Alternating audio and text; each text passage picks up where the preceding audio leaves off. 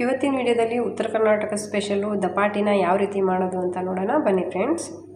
ಮೊದಲಿಗೆ ಒಂದು ಪಾತ್ರೆ ತಗೊಂಡು ಅದಕ್ಕೆ ಒಂದು ಬಟ್ಲಷ್ಟು ಜೋಳದ ಹಿಟ್ಟು ಹಾಕೊತಾ ಇದ್ದೀನಿ. ಅರ್ಧ ಬಟ್ಲಷ್ಟು ಗೋಧಿ ಹಸಿಟ್ಟು ಹಾಕೋತಾ ಇದ್ದೀನಿ. ಅರ್ಧ ಬಟ್ಲಷ್ಟು ಕಡಲೆ ಹಸಿಟ್ಟು ಹಾಕೊತಾ ಇದ್ದೀನಿ. ಹಾಗೆ ಒಂದು 2 ಟೇಬಲ್ ಸ್ಪೂನಷ್ಟು ಅಕ್ಕಿ ಹಿಟ್ಟು ಹಾಕೊತಾ ಇದ್ದೀನಿ. ಇವಾಗ ಇದಕ್ಕೆ ರುಚಿಗೆ ಬೇಕಾದಷ್ಟು ಉಪ್ಪು,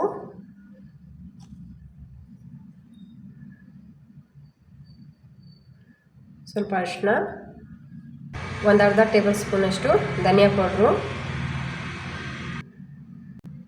ಚಿಟಿಕೆ ಅಚ್ಕಾರದ ಪುಡಿ, ಒಂದು ಅರ್ಧ ಟೇಬಲ್ ಸ್ಪೂನಷ್ಟು ಓಂ ಕಾಳು, ಒಂದು ಅರ್ಧ ಟೇಬಲ್ ಸ್ಪೂನಷ್ಟು ಬಿಳಿ ಎಳ್ಳು, ಜಜ್ಕೊಂಡಿರೋ ಬೆಳ್ಳುಳ್ಳಿ ಹಾಕೊತಾ ಇದ್ದೀನಿ. ಹಾಗೆ ಒಂದು 4 ಎಲೆಯಷ್ಟು ಕರಿಬೇವು ಹಾಕೊತಾ ಇದ್ದೀನಿ. ಒಂದು ಕ್ಯಾರೆಟ್ನ ತುರ್ಕೊಂಡಿದ್ದೀನಿ. ಹಾಗೆ ದಪ್ಪ ಸೈಜ್ದು ಒಂದು ಈರುಳ್ಳಿನ ಸಣ್ಣ ಕಟ್ ಮಾಡ್ಕೊಂಡಿದ್ದೀನಿ.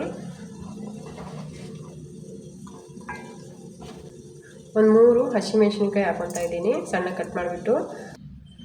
ಹಾಗೆ ಒಂದು ಹಿಡಿಯಷ್ಟು ಧನಿಯಾ ಹಾಕೊತಾ ಇದ್ದೀನಿ. ಇವಾಗ ಇದಕ್ಕೆ ಬಿಸಿನೀರು ಹಾಕ್ಕೊಬೇಕು. ಇವಾಗ ಇದಕ್ಕೆ ಸ್ವಲ್ಪ ಬಿಸಿನೀರು ಹಾಕ್ಕೊಂಡು ಕಲಿಸ್ಕೊಳ್ಳಿ. ನೋಡ್ಕೊಂಡು ಹಾಕ್ಕೊಳ್ಳಿ, ಜಾಸ್ತಿ ಲೂಸ್ ಆಗಬಾರ್ದು.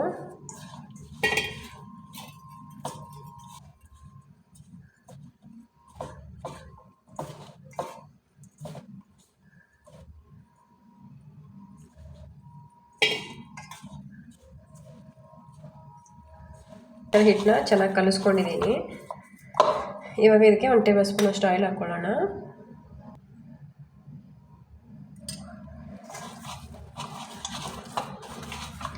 ಇದನ್ನು ಕಲಿಸ್ಬಿಟ್ಟು ಇಡಂಗಿಲ್ಲ, ಕಲಿಸಿದ ತಕ್ಷಣವೇ ಮಾಡಬೇಕು, ತವಾ ಬಿಸಿ ಆಗೋವರೆಗೂ. ನಾನು ಇಲ್ಲಿ ಒಂದು ಆಯಿಲ್ ಕವರ್ ತೊಗೊಂಡಿದ್ದೀನಿ. ಇದಕ್ಕೆ ಮೇಲ್ಗಡೆಯಿಂದ ಆಯಿಲ್ ಹಚ್ಕೊತಾ ಇದ್ದೀನಿ. ಇವಾಗ ಒಂದೊಂದೇ ಉಂಡೆನ ತಗೊಂಡು ಸೆಂಟ್ರಲ್ಲಿ ಇಟ್ಬಿಟ್ಟು ಈ ಥರ ಕೈಯಿಂದ ಪ್ರೆಸ್ ಮಾಡ್ಕೊತಾ ಬನ್ನಿ. ಬೇಕಂದರೆ ನೀವು ಕಾಟನ್ ಬಟ್ಟೆ ಇದ್ದರೆ, ವೈಟ್ ಕಲರ್ ಕಾಟನ್ ಬಟ್ಟೆ ಇದ್ದರೆ ಅದ್ರ ಮೇಲೆ ಬೇಕಾದರೂ ತಟ್ಕೋಬೋದು, ಬಾಳೆ ಎಲೆ ಮೇಲೆ ಬೇಕಾದರೂ ತಟ್ಕೋಬೋದು, ನಿಮ್ಮ ಇಷ್ಟ. ನೀವು ಏನರ ಮೇಲಾದರೂ ತಟ್ಕೊಳ್ಳಿ. ನಾನು ಈ ಥರ ಆಯಿಲ್ ಕವರ್ ಬರುತ್ತಲ್ಲ ಅದ್ರ ಮೇಲೆ ತಟ್ಕೊತಾ ಇದ್ದೀನಿ.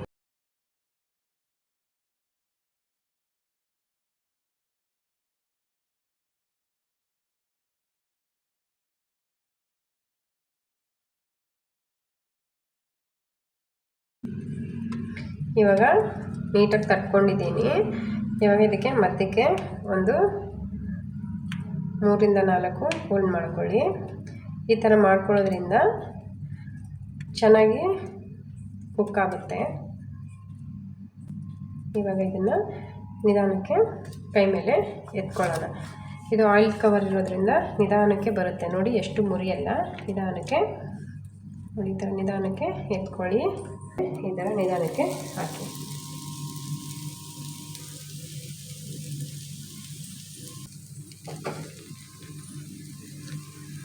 ಮೇಲ್ಗಡೆಯಿಂದ ಸ್ವಲ್ಪ ಈ ಥರ ಎಣ್ಣೆನ ಹಾಕ್ಕೊಂಡು ನೀಟಾಗಿ 2 ಕಡೆಯಿಂದ ಚೆನ್ನಾಗಿ ಬೇಯಿಸ್ಕೊಳ್ಳಿ.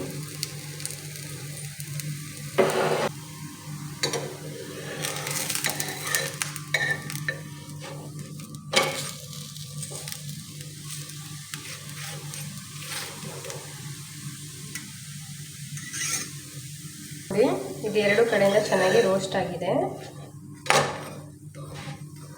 ಇವಾಗ ಇದನ್ನ ತೆಕ್ಕೊಳ್ಳೋಣ.